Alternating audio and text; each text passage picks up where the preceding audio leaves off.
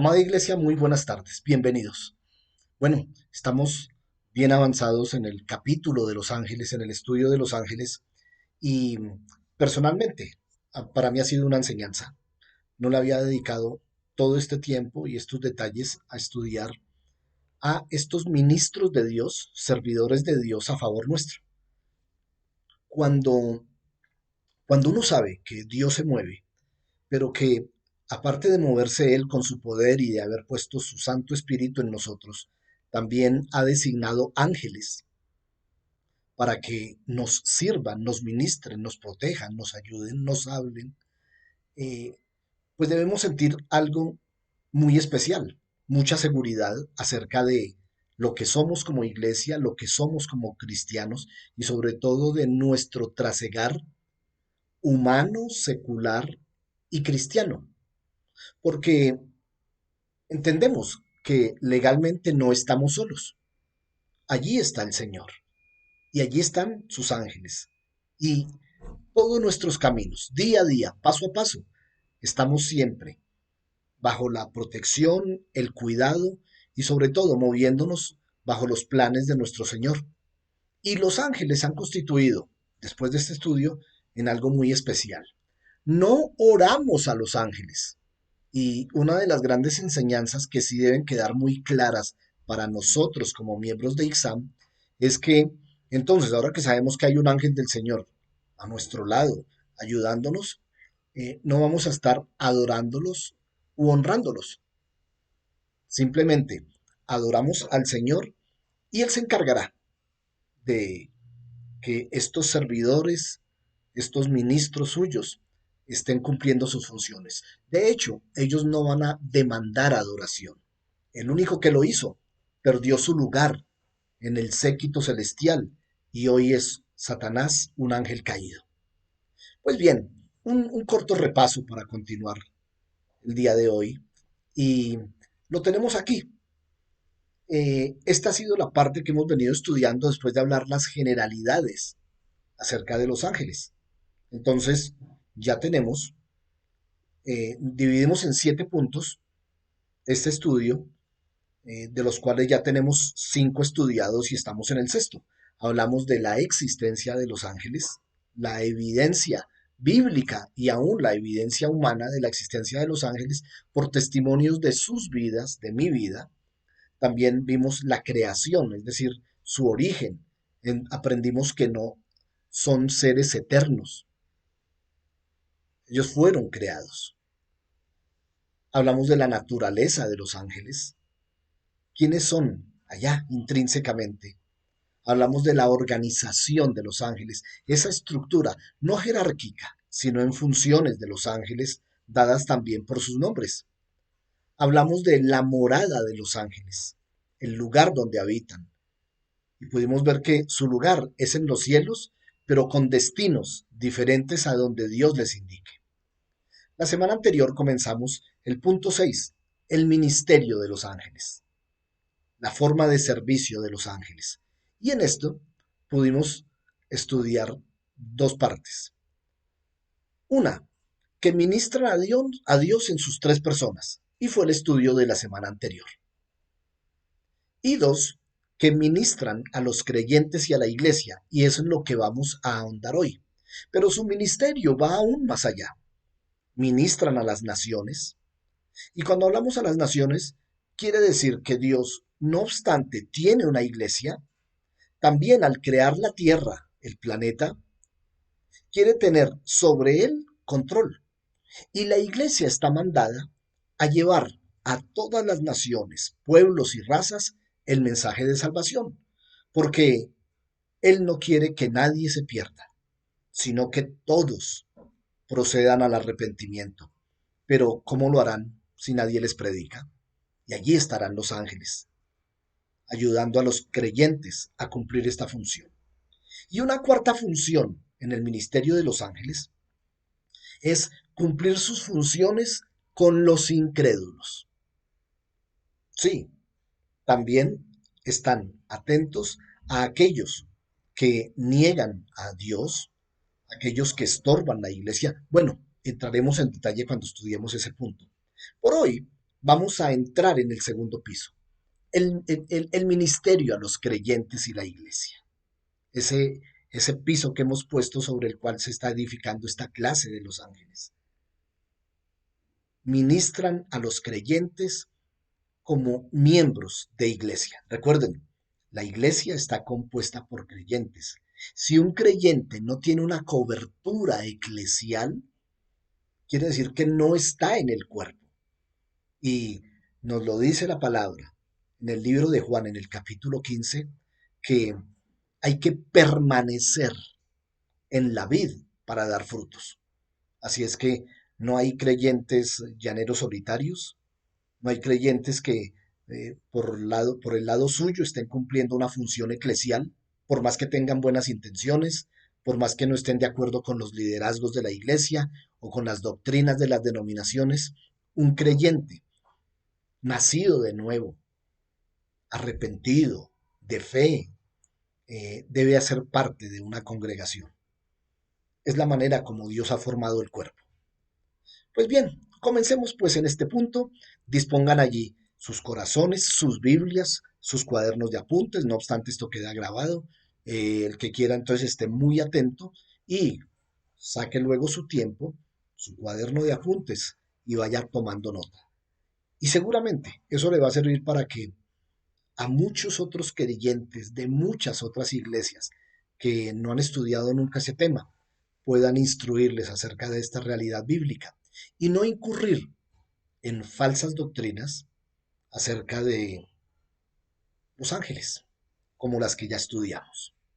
Amado Señor y Dios, gracias por este tiempo que nos das para entrar en lo profundo de la palabra y descubrir allí aquellos misterios que han sido guardados, escondidos para aquellos que no pueden ver o no quieren hacerlo. Pero a nosotros, tú nos lo has revelado. Gracias por tu palabra, por la revelación de tu palabra, por el Espíritu Santo y por todo lo que haces.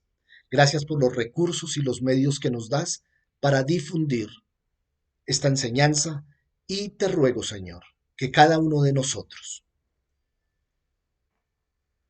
recibamos en el Espíritu todo lo que nos hablas y que enterados y entendidos de esto podamos vivir de acuerdo a lo que nos hablas. Gracias, amado Señor y Dios. Amén. Aleluya. Pues bien, entremos pues en el segundo punto. El servicio de los ángeles, el ministerio angelical en cuanto a los creyentes y la iglesia. Tenemos varios puntos.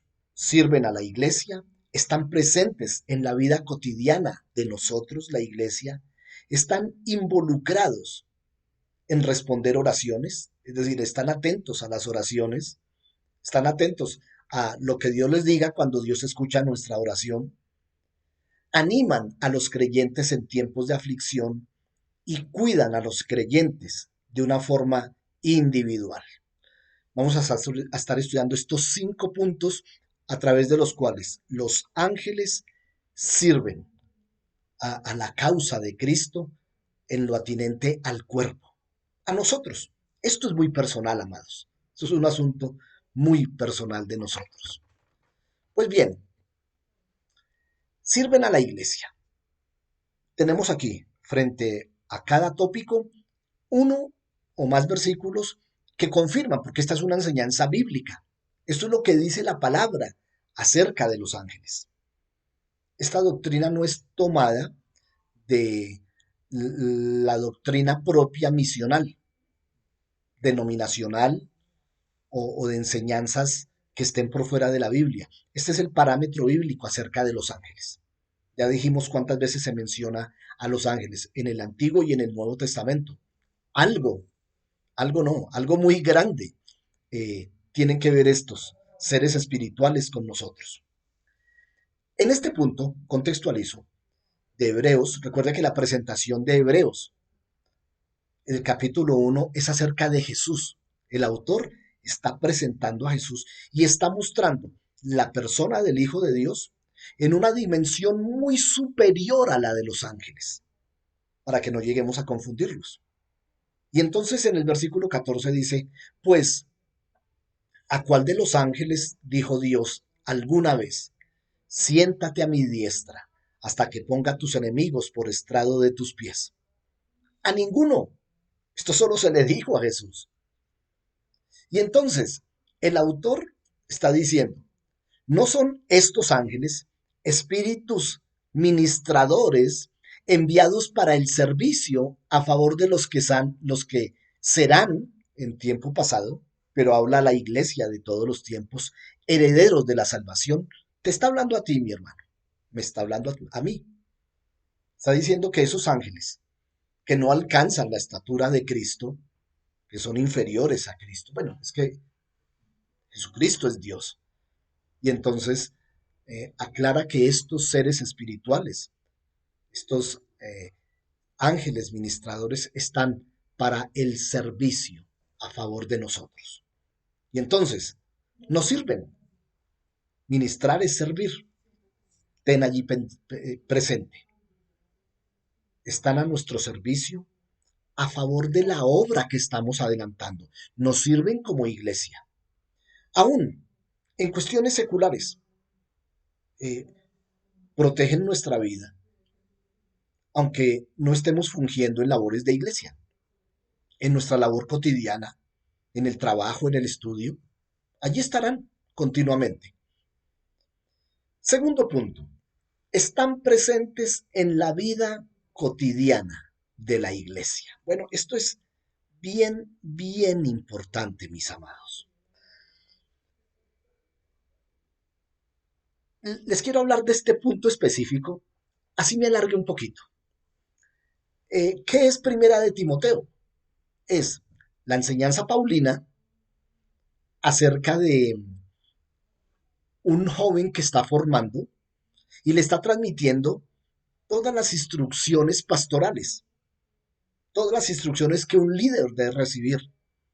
Es diferente las epístolas que son para la iglesia, Romanos, Corintios, Gálatas, Efesios, Filipenses, Colosenses, Tesalonicenses, son instrucciones, ordenanzas para iglesia, pero esta es para líderes de iglesia. Y miren lo que les está diciendo a Timoteo. Y a través de Timoteo, al igual que a Tito, que es la otra carta pastoral, les está diciendo, te ordeno, Timoteo, mi querido discípulo, en presencia de Dios, como testigo de lo que te estoy ordenando, en presencia de Jesucristo, que está aquí, y en presencia de los ángeles, que obedezcas estas instrucciones sin tomar partido ni mostrar favoritismo a favor de nadie. Qué interesante. Es decir, el 21, versículo 21 del capítulo 5 de la primera carta a Timoteo, tiene que ver con instrucciones que este hombre le ha dado a un líder de la iglesia y le dice, ojo, presente está el Padre, el Hijo y los ángeles, y el Espíritu Santo que está en ustedes. ¿Qué hacen los ángeles allí? Pues los ángeles hacen parte de la vida cotidiana de la iglesia. Pero escuchen cuáles son las instrucciones. Les voy a leer el resto del capítulo. Téngame, si tienen su Biblia allí, tomen el capítulo 5. Les voy a leer en la versión de Nueva Traducción Viviente las instrucciones que le está dando. Atiéndalas porque son bien interesantes. Le dice Pablo a Timoteo, nunca le hables con aspereza a un hombre mayor, ni a una mujer mayor. Haz de cuenta que es tu padre o tu madre. Tampoco lo hagas así con los jóvenes de la iglesia. Háblales como si fueran tus hermanos o tus hermanas. Versículo 3. Escuchen. Atiende a toda viuda que no tenga quien la cuide. Qué interesante, ¿no? Si hay en la iglesia una viuda que no tiene el respaldo de un esposo, la cobertura, la autoridad, la provisión de un esposo, La iglesia tiene que atenderla. Pero si ella tiene hijos o nietos, la primera responsabilidad de ellos es poner en práctica la sumisión a Dios en su hogar y retribuir a sus padres al cuidarla. Esto es algo que le agrada a Dios. Ahora bien, una verdadera viuda, una mujer que realmente esté sola en el mundo. ¿Saben por qué hago énfasis en esto? Porque ese caso lo vivimos con mi esposa hace unos 20 o 25 años, eh, con una aparente viuda que había en la iglesia, a la cual la iglesia le daba mercados, estaba muy pendiente de ella y era parte del ministerio de Adrianita y mío. Y nos dimos cuenta que ciertamente ella pues no era viuda, el esposo la había dejado, pero tenía 5 hijos. Y resulta que la iglesia le estaba quitando la obligación a estos hijos. Y entonces eh, yo llegué a esta porción y un día la presenté en el comité pastoral y les dije, miren, esta es una hermana muy querida, muy amada, muy comprometida, pero es que ella tiene tantos hijos, tiene 2 hijas y 3 hijos, y son jóvenes y todos trabajan. Y recuerdo que me decían, pero pastor, mire que es misericordia. Y entonces me vine a esta porción y les dije, ahora bien, una verdadera viuda que no tenga realmente nadie en este mundo. Y entonces Pablo le hace esta salvedad en el versículo 6. Esta viuda solamente vive eh, para una vida espiritual. Versículo 7. Dale estas instrucciones a la iglesia para que no queden expuestos a la crítica. Qué complicado esto. Es bien interesante. Continúa. Aquellos que se niegan a cuidar de sus familiares, especialmente a los de su casa, niegan su fe y son peores que los incrédulos. Miren, la Biblia no deja cabos sueltos. Está hablando a hijos que no obstante trabajan, ganan su plata, todavía dependen de sus padres. Y pueden tener muchos años, pero todavía sus padres, ancianos que no tienen, puede que no tengan muchos ingresos y sin embargo están velando por sus hijos. Mire cómo Pablo está exhortando, le está diciendo, si algunos de estos que se llaman cristianos todavía explotan a sus padres, han negado su fe y son peores que incrédulos. Y sigue hablando de la viuda, sigue hablando de esta viuda, las viudas más jóvenes no deberían estar en esta lista y habla por qué. Luego, en el versículo 17 dice, los ancianos que cumplen bien su función deberían ser respetados y remunerados, en particular los que trabajan con esmero, predicando y enseñando la palabra. Pues la palabra dice, no pongas bozal al buey que trilla para impedirle que coma. Y dice también, los que trabajan merecen recibir su salario. Versículo 22. Nunca te apresures cuando tengas que nombrar a un líder de la iglesia. No participes en los pecados de los demás. Mantente puro. Recuerda que los pecados de algunos individuos son evidentes y lo llevarán a un juicio inevitable, pero los pecados de otros se revelarán después. Está hablando, amados, de aquellas circunstancias anómalas en la iglesia que son pecaminosas, que todo el mundo sabe. Y dice, ese pecado, si no se arrepiente y cambia su forma de vida, lo va a llevar muy mal. Pero hay algunos que tienen pecado oculto. Un día saldrá a la luz. Recuerden, está hablando a alguien que va a pastorear una obra. Y termina diciendo,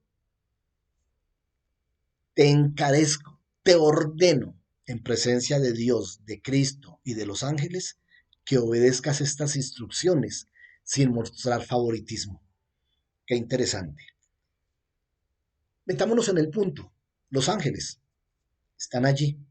Y como participan en la cotidianidad de la iglesia, se van a dar cuenta que estamos tomando partido o mostrando favoritismo diferente o sea, obrando contrario a lo que Pablo le advierte a Timoteo. Qué interesante esa labor de los ángeles. Bueno, ya sabemos entonces que cuando estamos obrando de tal manera, hay unos seres espirituales de parte de Dios que están observando, aparte de un Espíritu Santo que vive en nosotros. ¿Qué más?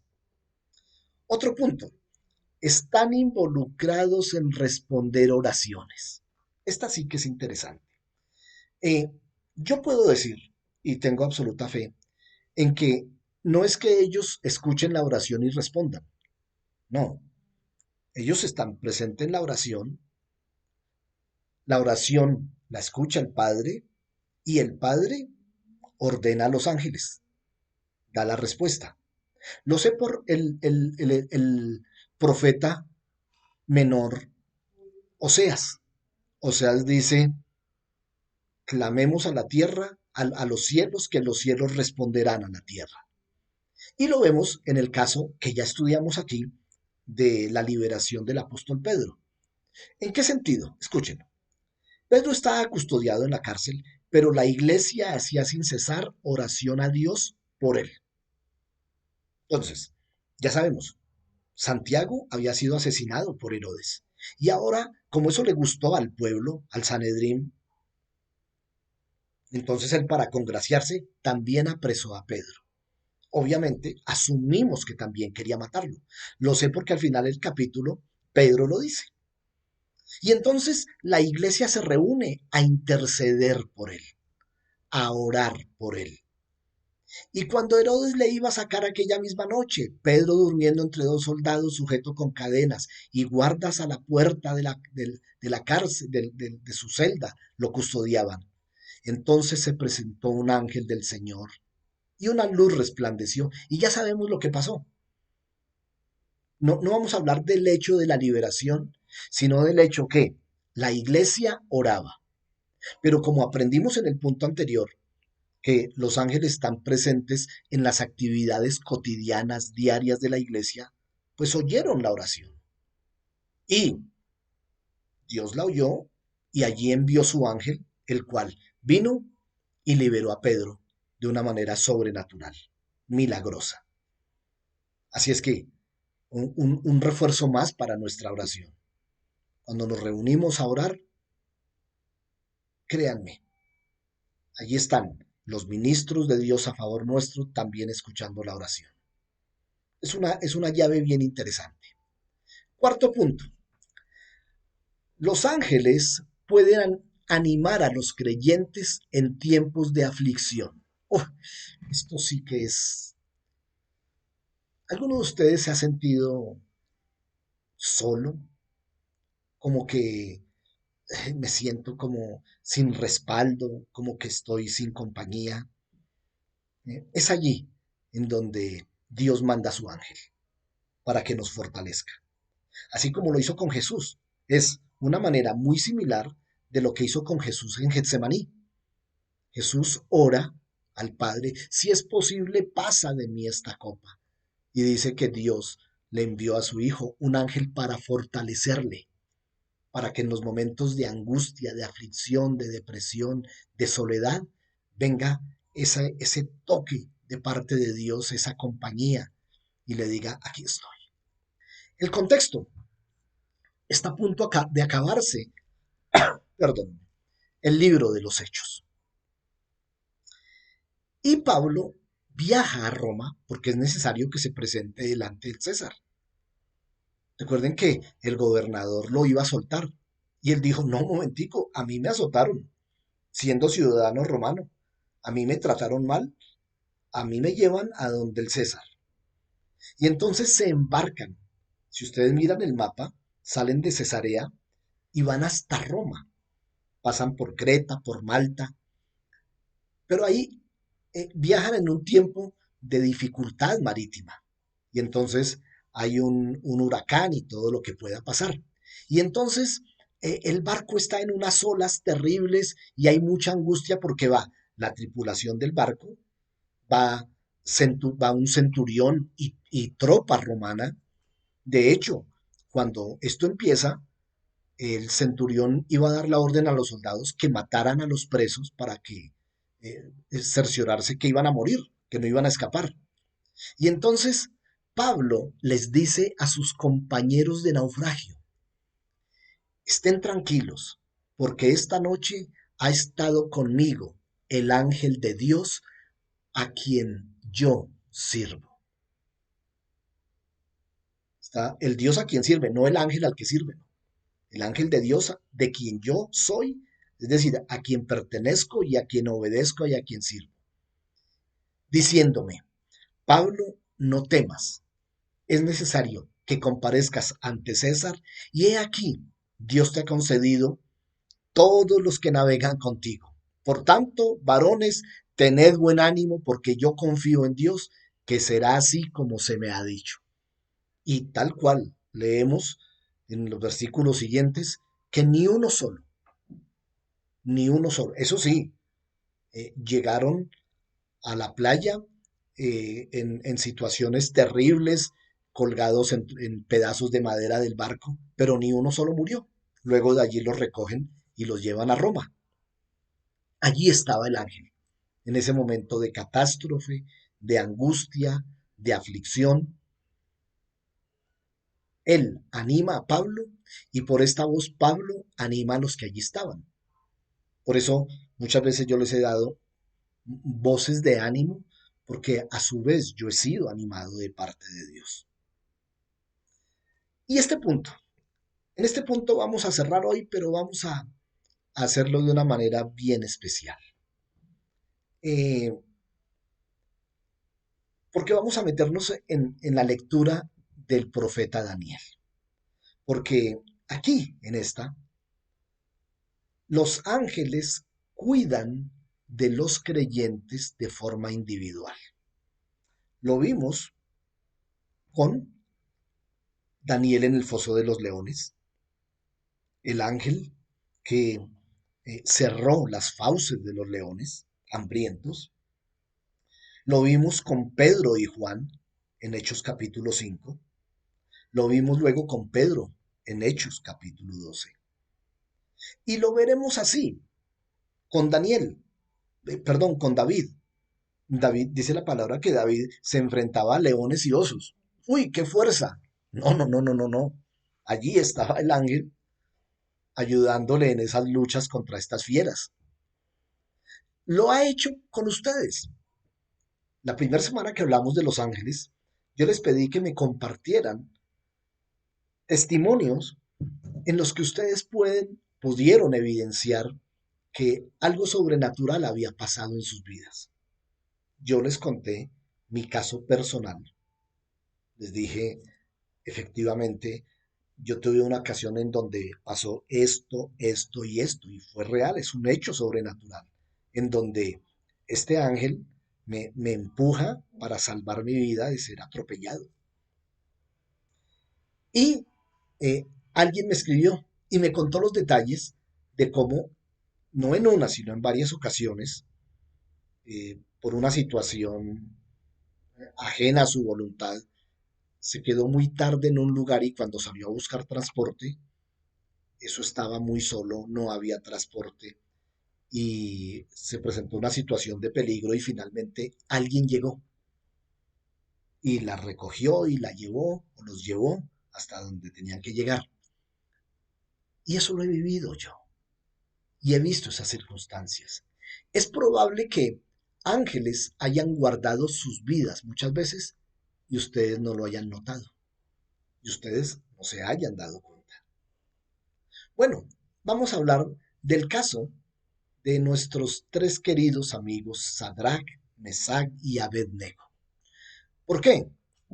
Porque no solamente era cuidar de los creyentes, y qué creyentes, ¿no? Recuerden lo que hicieron ellos. Ellos estuvieron dispuestos a dar sus vidas por la obediencia a Dios, sino lo que produce esa forma de vida, de fidelidad, de santidad, y el actuar, el obrar de los ángeles, lo que producen los inconversos. El testimonio que puede ser para un inconverso ver la intervención angelical, sobrenatural, guardando a un creyente. Bueno, sin más, entremos. Daniel capítulo 3, desde el versículo 1. Dice entonces que se erigió una gran estatua, una figura, y se hace un decreto. El decreto que dice que cuando suene trompetas, flautas, cítara, lira, arpa, zampoña e instrumentos musicales, todos, todos los que lo escuchen, estamos hablando de babilonios, ¿no? Es decir, imperio babilónico, y allá en Babilonia estaba llena de hombres y mujeres de todas las provincias que Nabucodonosor había ordenado que llevaran a Babilonia para retroalimentarse de las culturas de otros países y a su vez transmitirle la propia a ellos. Ese era el propósito de Nabucodonosor y de los posteriores emperadores. Y entonces, la orden dice así, en el versículo 4: gente de todas las razas, naciones y lenguas, escuchen el mandato del rey. Cuando oigan tocar la trompeta, flauta, cítara, lira, arpa, zampoña, instrumentos musicales, inclínese rostro en tierra y rindan culto a la estatua de oro del rey Nabucodonosor.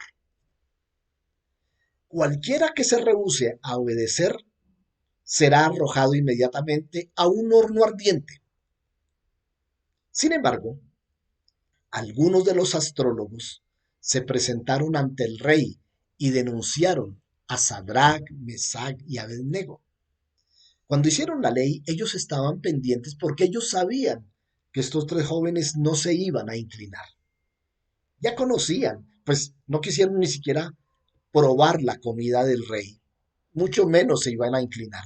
Y estuvieron atentos y buscaron testigos. Y entonces van, le llevan la noticia al rey, le dice, mire, cuando suena el instrumento musical, todos se inclinan, menos esos tres judíos que vinieron de Jerusalén. Y entonces Nabucodonosor los manda a llamar. Y aquí ahí, ustedes ven por eso que del capítulo 6 salto al 15. Allí entonces eh, Nabucodonosor les da la oportunidad que se inclinen. Él no quiere que sean ellos los que vayan al horno ardiente. Y les dice, les daré una oportunidad más para inclinarse y rendir culto a la estatua que he hecho cuando oigan el sonido de los instrumentos musicales. Pero si se niegan, serán inmediatamente arrojados al horno ardiente. Y entonces, tomen nota, ¿qué Dios con minúscula podrá rescatarlos de mi poder? Es un desconocimiento de Dios, ¿no? O sea, Nabucodonosor sabe que ellos tienen un Dios, pero desconoce quién es Dios.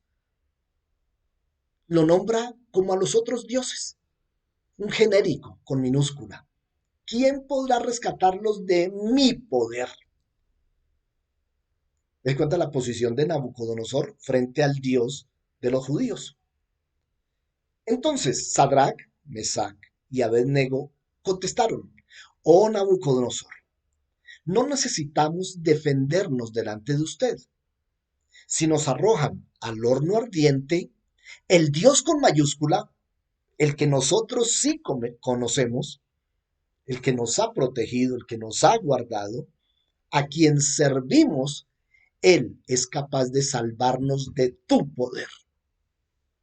Él nos rescatará, su majestad. Sin embargo, se cuenta que no hay respeto.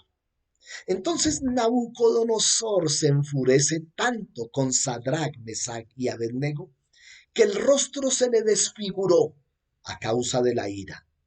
Entonces mandó a calentar el horno 7 veces más de lo habitual. Y entonces, aquí hay una pugna. No es la pugna de un emperador a unos vasallos, porque no son ni su pueblo, ¿no? Recuerde, ellos son fugitivos, perdón, cautivos de otro lado. Aquí la cuestión no es la diferencia de criterio entre hombres, entre dioses es la cosa. Bueno, él se ha elevado al nivel de Dios, diciendo, ¿quién nos guardará de mi poder? Y manda a calentar el horno 7 veces. Y allí aparece otra vez el número 7, del cual aprovecharemos un miércoles de este para hablar. Entonces, ordenó Nabucodonosor que trajeran a los hombres más fuertes de su ejército y que ataran. Una vez di una predicación acerca de cómo los ataron y qué llevaban ellos. Y ataron a Sadrach, Mesach y Abednego y los arrojaron al horno ardiente. Así que los ataron y los arrojaron al horno, totalmente vestidos, con sus pantalones, sus turbantes, sus túnicas y demás ropas. Eh, Tienen la figura, ¿no? Están atados, así como cuando amortajaron el cadáver eh, de allá en Juan. ¿Recuerdan el episodio de la resurrección de Lázaro? Que estaba amarrado y sin embargo salió levitando. Aquí ellos son amarrados y lanzados al horno de fuego. Pero Nabucodonosor de pronto, lleno de asombro, se pone de pie y exclama a los que están a su alrededor. ¿No eran 3 hombres los que atamos y arrojamos dentro del horno? Y ellos dicen, así es, su majestad. Y Nabucodonosor, absolutamente impresionado, dice, pero miren, yo veo a 4 hombres y los 4 están desatados y caminan en medio del fuego sin sufrir daño. Y el cuarto de ellos se parece a un dios. En otra versión dice, resplandece como un dios. ¿Qué es lo que está pasando allí? Eh, Ellos entran y el ángel los está esperando adentro. Y lo primero que hace es liberarlos de sus ataduras. Cuando predicaba eso, yo hablaba de las ataduras de los pantalones, de los turbantes, de las túnicas, y estábamos hablando de las ataduras espirituales a nuestro caminar, a nuestros pensamientos, a nuestra cobertura, todo lo que implica eso. Y no es voluntad de Dios que estemos atados. Y lo primero que hace el ángel es recibirlos, desatarlos, liberarlos, así como lo hizo con Pedro, así como lo ha hecho siempre, y empiezan a caminar. ¿Qué temperatura podía haber? 1000 grados, porque si lo calentó 7 veces más, imagínense ustedes. Y sin embargo, Nabucodonosor los ve caminando, como si nada. El ángel extiende su cobertura bajo sus alas, no sé cómo, para que el calor no pase y los queme a ellos. Entonces, versículo 28, y nuevamente me salto. Nabucodonosor, bueno, ordena sacarlos, sáquenlos de allá porque no se están quemando. Y entonces los sacan. Y en el 28 dice, alabado sea el Dios con mayúscula de Sadrach, Mesach y Abednego, porque envió su ángel para rescatar a sus siervos que confiaron en él. ¡Qué predicación! Este hombre creyó en el Dios de Sadrach, Mesach y Abednego por lo que pasó allí y lanza un edicto, ¿no? Ustedes lo pueden ver más adelante. Eh, Habla a toda raza, pueblo y nación que se sepa que el único Dios que salva y libera es el Dios de Sadrach, Mesach y Abednego. Entonces, termino y redondeo esta idea. Desafiaron el mandato del rey, es decir, me desafiaron a mí, confrontaron mi poder y estuvieron dispuestos a morir en lugar de servir o rendir culto a otro Dios con minúscula que no fuera a su propio Dios con mayúscula. ¿Cuál es la importancia y por qué dejé esto para lo último y por qué le estamos dedicando este tiempo? Porque la labor del ángel va más allá, porque es un hecho sobrenatural que evidencia, que testifica el poder de Dios, la cobertura de Dios, la misericordia de Dios, el amor de Dios. De esa manera, muchos llegan a saber que es Dios, el Dios en quien creemos, que obra milagros, prodigios, maravillas y señales. Sí, gracias a Dios porque los rescató, porque los liberó de las ataduras, porque extendió su cobertura sobre la temperatura que había allí, pero el propósito era para darle al Dios de ellos la honra y la gloria de parte de gentiles, incrédulos. Y finalmente eso pasa. Entonces, si redondeamos la idea, el servicio de los ángeles a favor de la iglesia tiene un propósito superior y es que, como siempre, Dios reciba toda la gloria, que Dios se lleve todos los honores, que Dios sea reconocido sobre todo como el único verdadero Dios creador. Y eso pasa con ellos. Qué interesante, ¿verdad? A mí esta porción siempre me ha llamado mucho la atención. Pues bien, amados, eh, si Dios lo permite, la próxima semana estaremos tocando el tercer punto, el tercero y el cuarto tal vez. Aquí terminaremos esta parte de los ángeles para finalmente llegar a una conclusión que es la que deberemos guardar en nuestro corazón, la que se queda muy acá. Y es cómo los ángeles que continuamente están activos ministran a las naciones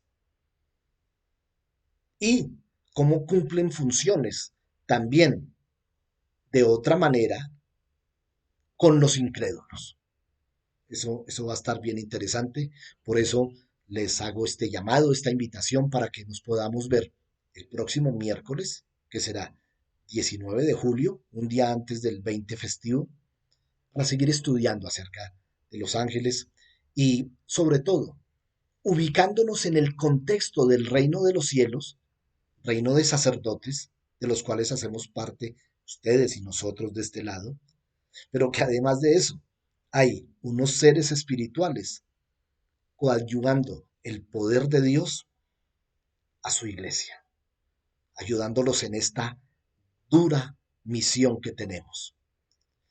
Este domingo, Dios mediante, eh, 8 de la mañana, tendremos nuestra reunión y, como siempre, mucha disposición, ponga su reloj 20 minutos más temprano. Y qué bueno sería para mí, se lo digo personalmente, para mi esposa, para mí, para mi familia, los que llegamos allá muy temprano, poder a las 8 ver a todos nuestros hermanos allí, ya orando. Que mientras, si llegamos a las 7:30, faltando un cuarto, que estemos esos 15 minutos en oración, en intercesión.